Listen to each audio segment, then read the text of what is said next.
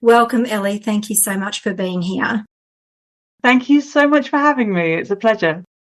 Thank you, Ellie. Well, it has been a real pleasure for us too, getting to know you and going through your website, also looking at your wonderful videos, and we'll talk about that a little bit later as well. And the collections, the colours, designs, they're just beautiful.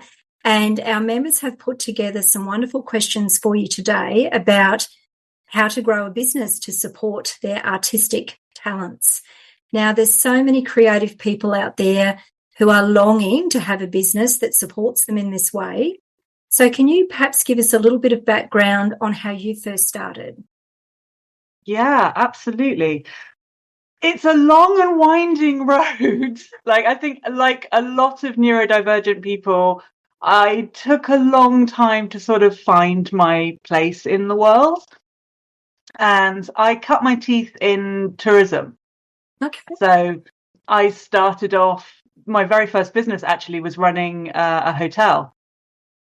So I worked my way up from waitressing and cleaning the toilets up to the marketing department. And that's where I learned kind of everything I know about marketing and running a business. And in my late 20s, I realized that I I just couldn't work for somebody else anymore. It was becoming increasingly difficult to meet the demands of a workplace, of being, having to go and be in a certain place every day and having to sort of mask all the time and hide the needs that I had. And I know this will be familiar to a lot of the people listening to this today. And it got to the point where I couldn't handle it anymore. And I coincidentally came across a book by an amazing woman called Barbara Winter, who unfortunately passed away a few years ago. But it was called Making a Living Without a Job.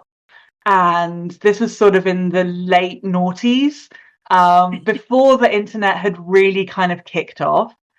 And this concept to me was just magnificent.